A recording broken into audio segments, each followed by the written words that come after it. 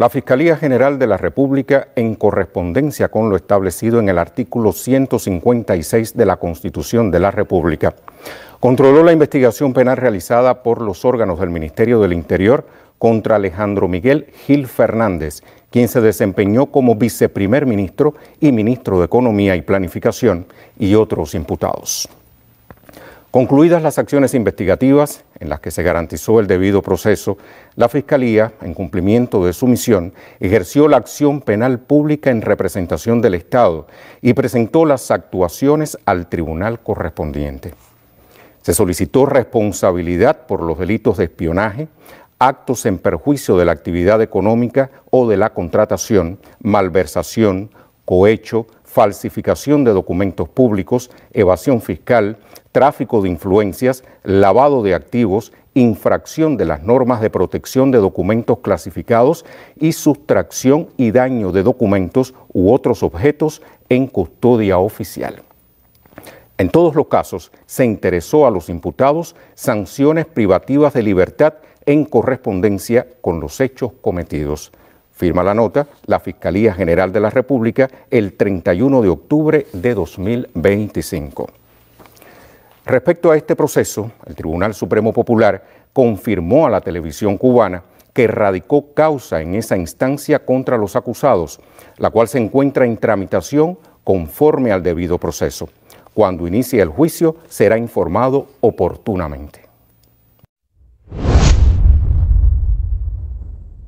El 31 de octubre, el noticiero de Televisión Nacional de Cuba daba esta información y comenzaban a salir hipótesis de todo tipo, incluso al mejor estilo de James Bond. Ponían a Alejandro Gil viviendo en Londres y con una amante rusa, exmodelo y perteneciente al FSB, o lo que es lo mismo, el Servicio de Seguridad ruso, con el cual se encontraba todos los martes en una suite del Mandarín Oriental Hyde Park, un histórico hotel 5 estrellas de Londres, con una mansión en Belgravia, un barrio en el centro de Londres conocido por sus lujosas propiedades residenciales, y con una mesa reservada todas las noches en Le Gavroche, un caro restaurante de Londres especializado en comida francesa clásica y también algunos platos más modernos, y que además asistía regularmente a un palco del Covent Garden, un barrio de Londres dominado por tiendas, artistas callejeros y diversos elementos de entretenimiento, y que contiene una entrada al Royal Opera House, que también es conocido por su ubicación como Covent Garden, y donde actúa la conocida compañía de Royal Opera y el más que conocido Royal Ballet. Otros afirman que Alejandro Gil es solo un chivo expiatorio del gobierno cubano para librarse de culpas de la profunda crisis económica que atraviesa el país. Incluso han llegado a catalogarlo como otro Arnaldo Ochoa. Pero ¿qué puede ser cierto dentro de tanta especulación si tomamos como base la información oficial y la que está confirmada? ¿Qué se puede deducir de toda esta información? Si le interesa el tema y quiere conocer las respuestas de las preguntas anteriores, quédese aquí con nosotros. Hola, saludos y bienvenidos a otro programa de Aquí con Rive Actualidad, donde la seriedad, la responsabilidad y la veracidad son la prioridad en nuestro contenido. Bueno, ¿qué información está confirmada? Pues está confirmado que Alejandro Gil fue director de varias sociedades ligadas al sector marítimo asegurador, como la empresa Anglo Caribbean Insurance. Aquí abajo les pongo el nombre por si lo quieren ver, ya que mi inglés no es el mejor. Registrada en el Reino Unido y con sede en Londres a partir del 27 de febrero de 2004. hasta el 12 de enero de 2010, con dirección de correspondencia en calle L, número 107, apartamento 63, Plaza de la Revolución, o conocido también por El Vedado, y otras disueltas como Asia Limited y Sea Klein Limited, que también aquí les pongo el nombre para que lo puedan leer. Así aparece en el registro británico de empresas, el Companies House, todo con un estrecho vínculo al Grupo Caudal, el cual está o estaba adscrito al Ministerio de Finanzas y Precios. Es por eso que después de Londres, Alejandro Gil es nombrado viceministro y después viceministro primero del Ministerio de Finanzas y Precios. Pero, ¿qué es y a qué se dedica el Grupo Caudal? Bueno, esto es muy interesante. La empresa Grupo Empresarial Caudal S.A. o simplemente Grupo Caudal en Cuba es una organización estatal dedicada principalmente al sector asegurador y de servicios conexos. Caudal actúa como una organización superior de dirección empresarial para varias compañías de seguros y servicios asociados al seguro en Cuba.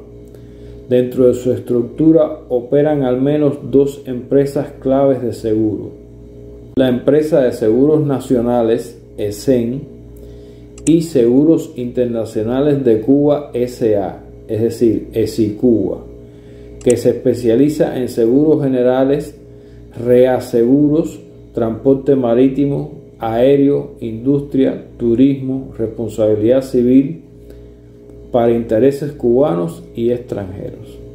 Además del seguro directo, Caudal y sus empresas asociadas realizan actividades complementarias como ajustes de averías, inspección, tasación de bienes, auditorías y consultorías.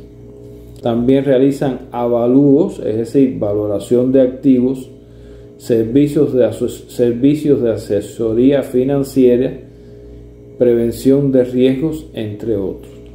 En el contexto de la economía cubana, se señala que el seguro es una actividad financiera no bancaria que juega un papel estratégico, por ejemplo, para transferir riesgos derivados de huracanes, sequías u otros fenómenos que afecten bienes y producciones agrícolas, etc. El Grupo Caudal está vinculado también Intermar S.A. ¿Y a qué se dedica Intermar S.A.? La empresa Intermar S.A., bajo el paraguas del Grupo Empresarial Caudal en Cuba, se dedica y probablemente sigue dedicándose a las siguientes actividades principales, como tasaciones y avalúos de bienes muebles e inmuebles, así como de activos tangibles e intangibles. Presten atención, todo esto es muy relacionado con la economía cubana, todo lo que voy a hablar a partir de ahora. En la guía del inversionista de Cuba aparece Intermar como una empresa de servicios de consultoría y estudios de factibilidad para la inversión extranjera, lo que sugiere su carácter técnico consultor, además de asegurador. Sus clientes principales incluyen empresas importadoras, navieras, industrias y también clientes extranjeros en servicios de requerimiento de carga. Tiene representación territorial y contratos en lugares como la Zona Especial de Desarrollo de Mariel. Vean que todo esto está muy ligado con la economía cubana y por lo tanto información muy importante para los servicios de inteligencia norteamericanos, específicamente la CIA, que es la que lleva a cabo la guerra económica contra Cuba.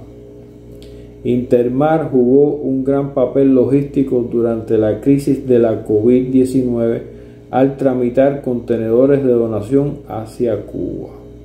Intermar tiene contratos con 11 usuarios en la Zona Especial de Desarrollo de Mariel, donde presta servicios relacionados con inspección de carga, peritajes y gestiones a contenedores para operadores. Una actividad ligada al comercio exterior. Fíjese la importancia económica que tiene Intermar y la importancia que tenía desde su puesto Alejandro Gil, vinculado al grupo Caudal. Muy importante para poder seguir entendiendo lo que viene después. Intermar trabaja con socios comerciales internacionales que actúan en la requisa de cargas y otras gestiones de logística y reclamaciones, lo que implica contratos o acuerdos de cooperación y representación internacional. No siempre se publican los nombres de esas contrapartes, pero la relación comercial internacional está registrada en la cobertura. Intermar enumera homologaciones y colaboraciones técnicas con organismos internacionales, lo que supone acuerdos técnicos y reconocimiento profesional internacional, que es la base para prestar servicios a navieras y aseguradoras extranjeras. Intermar ha sido señalada como una empresa encargada de tasaciones y certificaciones de daño tras eventos climatológicos importantes, ejemplo el huracán Irma en 2017, y en esos procesos actuó coordinando reclamaciones que involucraron a aseguradoras y a veces a reaseguradores o actores externos, dado la naturaleza del seguro marítimo internacional. Vean la importancia de Intermar y del conocimiento sobre estos temas de Alejandro Gil, antes incluso de ser ministro de Economía y Planificación.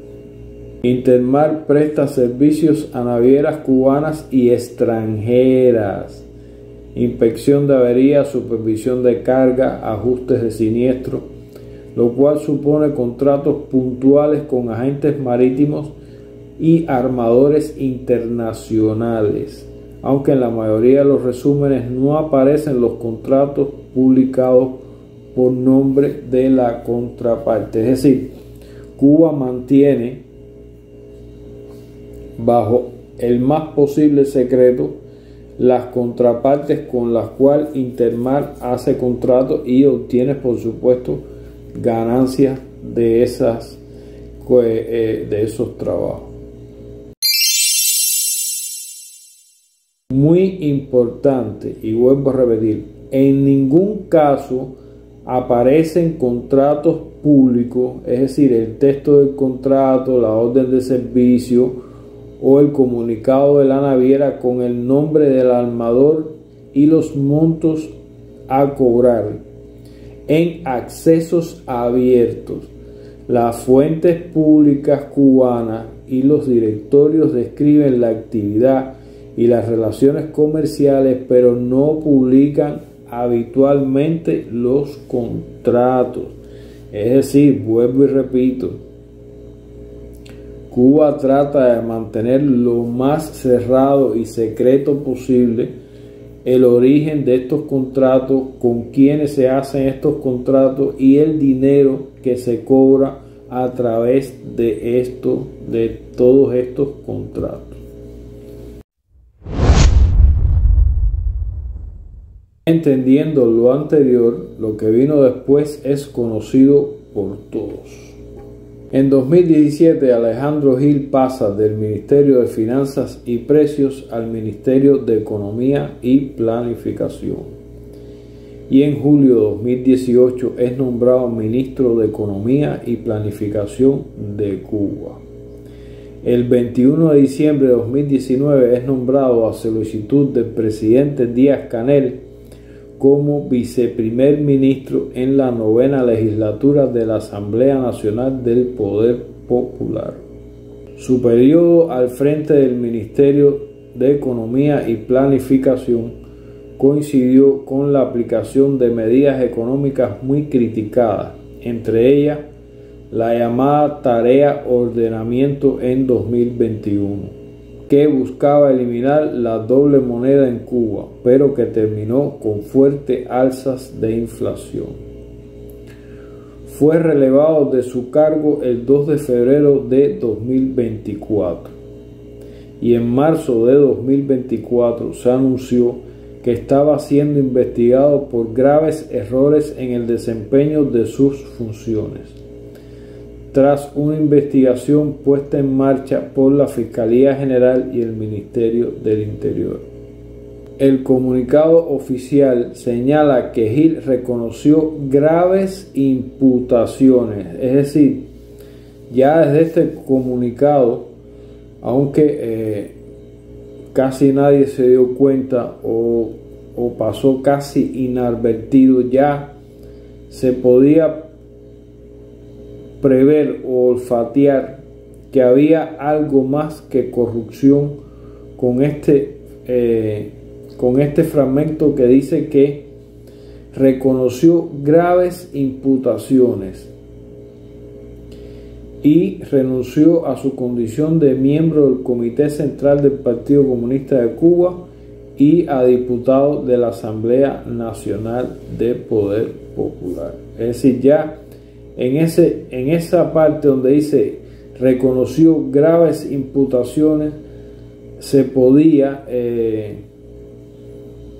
interpretar que no se trataba de simple corrupción, pero bueno, tampoco era algo sencillo de asimilar, no teniendo toda la información necesaria, pero ese pedacito de que reconoció graves imputaciones realmente dejaba mucho que desear y realmente la mayoría de nosotros lo pasamos por alto. Sin embargo, y a pesar de la desastrosa crisis que atravesamos, en su momento Gil fue todo un dirigente de pedestal al que no se le podía criticar, ya que en ese momento era un cuadro intachable del gobierno y un concienzudo militante del partido, algo con lo que nunca he estado de acuerdo ni estaré jamás.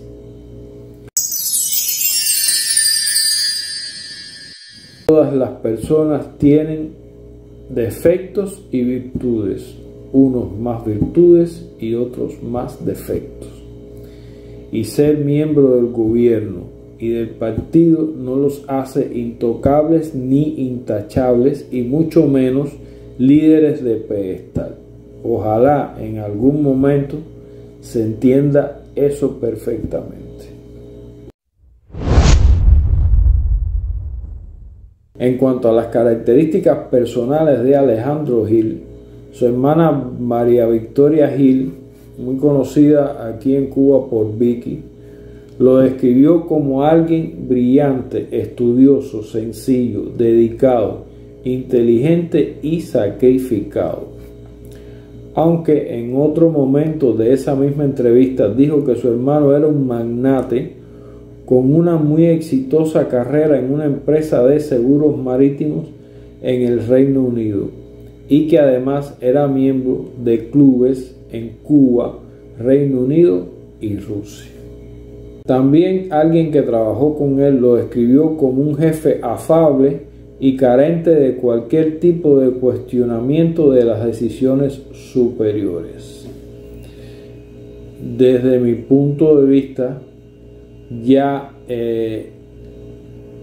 con esas características como tal, de ningún tipo de cuestionamiento de las decisiones superiores, algo que en el cubano es muy difícil de asumir, porque el cubano lo cuestiona todo. Creo que ya estas características son de una persona reclutada con la tarea de ascender en los puestos hasta llegar al mayor puesto posible. Así que eso de jefe afable y carente de cualquier tipo de cuestionamiento de las decisiones superiores, creo que ya en este momento había sido reclutado por un servicio extranjero indiscutiblemente. Y estas características son específicamente para eso, para poder ascender rápidamente hasta un cargo lo más alto posible. Aunque hay quienes insisten en que es un simple chivo expiatorio del gobierno para librarse de culpas de la profunda crisis económica que atravesamos hoy, yo en lo personal no lo creo así. Si fuéramos a aceptar esa lógica, habría que acusar también de espionaje a Marino Murillo, alguien que terminó de llevar al colapso nuestra economía cuando se implementaron aquellos famosos lineamientos donde fue peor el remedio que la enfermedad. Lo que hay que ver realmente cuál fue la motivación de Alejandro Gil para realizar labores de espionaje. ¿Fue solo por dinero o hubo otro tipo de motivación para tomar tal decisión? Para mí es algo muy interesante de poder conocer en algún momento. Pero bueno, vamos a entrar ya en temas más interesantes. ¿Cuál de estos tres servicios de inteligencia fue quien los reclutó? ¿La CIA de Estados Unidos, el MI6 británico o el DNI español? De hecho, al principio, en una trama a los James Bond, se dice que tenía un amante perteneciente al Servicio de Seguridad ruso o FSB. Pero si damos por cierto lo del amante, pero en vez de ser del FSB ruso fuera de la CIA, del MI6 o del DNI español, ¿qué pasaría? Ciertamente sería más lógica esa versión. Aunque la agencia más interesada en los temas económicos de Cuba es la CIA, en función de la guerra económica que desarrolla contra nuestro país, todo indica que Alejandro Gil fue reclutado cuando estaba radicando en Londres por el MI6 británico. ¿Y por qué? Porque al MI6 le era más fácil operar en su propio país en todo el proceso de estudio, acercamiento, reclutamiento y preparación con respecto a la CIA. Aunque indiscutiblemente fue un trabajo de cooperación entre las dos agencias, ya que en sentido general para el MI6 no es prioridad los temas sobre la economía cubana. Los reclutaron por sus características personales y por su cercanía a temas económicos de interés para la CIA y también para sembrarlo y utilizarlo a futuro, aunque también creo que ese futuro se presentó más rápido de lo que se esperaba, a pesar de que fue asesorado en cómo escalar a puestos de mayor importancia dentro del gobierno cubano. En cuanto al DNI español, aunque estuvo vinculado con los casos de Felipe Pérez Roque y el de Carlos Laje, no creo que en este caso tenga algo que ver, ya que Londres era el mejor lugar para llevar a cabo el reclutamiento. Esto es lo esencial que se puede deducir de toda esta información conocida hasta el momento, y ojalá en algún momento se brinde más información por alguna de las partes para saber si estábamos en lo correcto o no. Así que nada, hasta aquí el tema de hoy y nos vemos en otro programa de Aquí con Rive Actualidad. Chao.